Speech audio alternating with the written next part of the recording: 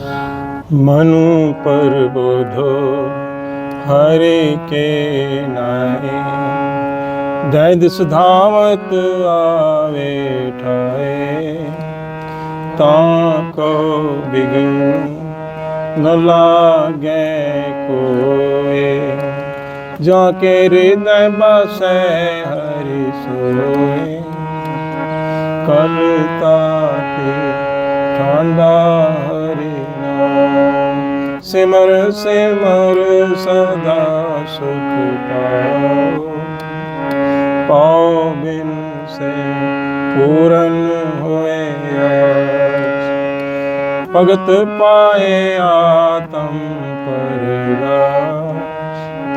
तित कर जाए बसे अविनाशी, कहो नानक काटी जम फांसी।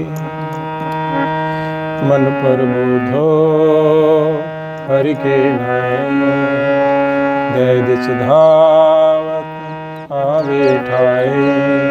ताको बिघन न लागे कोए, जाके हृदय बसे हर सोए। कल ताते ठंडा हरि नाम,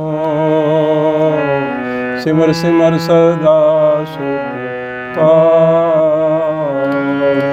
भाव बिन से पूरन होए आस, भगत पाए आत्म परगास।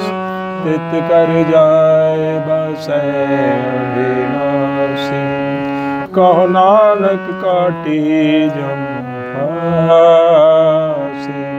तित कर जाए बसे अविनाशी, कहो नानक काटी जम फांसी। वाहिगुरु जी का खालसा, वाहिगुरु जी की फतेह। गुरबाणी कीर्तन कथा की श्रृंखला में आपका स्वागत है। हरि जस गायन करते हुए, हरि नाम गुण गायन करते हुए गुरु जी उपदेश करते हैं। मन पर बोधो हर के नाए, दै दिस धावत आवे ठाए। तो दूसरों को समझाने की तो कोई ऐसी ज़रूरत है ही नहीं। समझाना तो अपने मन को है, जो अगर समझा लेंगे तो अच्छे रहेंगे। ये तो दसों दिशाओं में भटक ही रहना है, कभी इधर कभी उधर। मन तो ऐसा जिसको हम कह लेना आवारा है, आवारा। दसों दिशाओं में भटकना इसका काम है। अगर ये समझ गया ये एक जगह पर होगा ना, तो बरकतें ही बरकतें हो जाएंगी।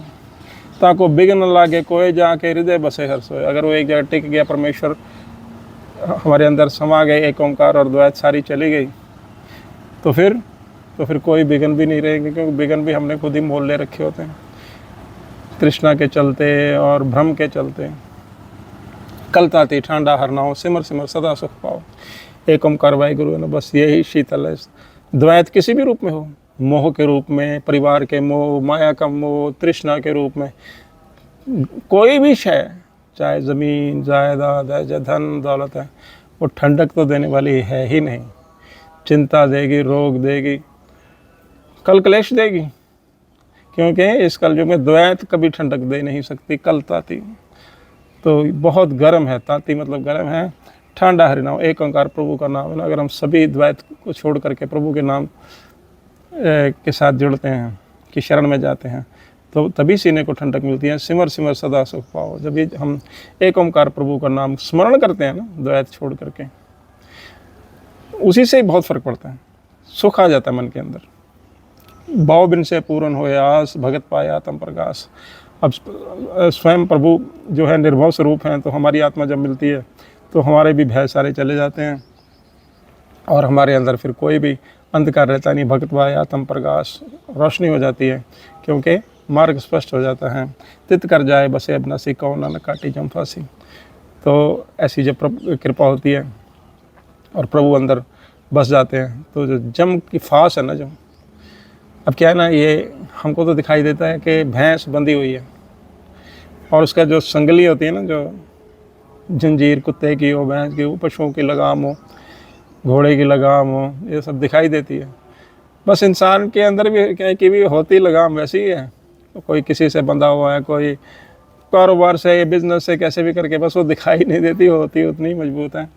लेकिन जब एक द्वैत चली जाती है और एक ओंकार के साथ हमारी आत्मा मिलती है ना, तो फिर हम अपना कर्तव्य तो निभाते रहते हैं, लेकिन फिर वो जम की फांस जो है वो कट जाती है। जब गुरु की कृपा होती है, ऐसी प्रभु की कृपा होती है। तो इस तरह से गुरु जी उपदेश करते हैं। और इसी के साथ दास को आज्ञा बख्शें। हुई गलतियों को दास क्षमा का प्रार्थी है। अरदास करें कि ये कीर्तन कथा की श्रृंखला आगे भी इसी तरह से चलती रहे। सतनाम वाहिगुरु।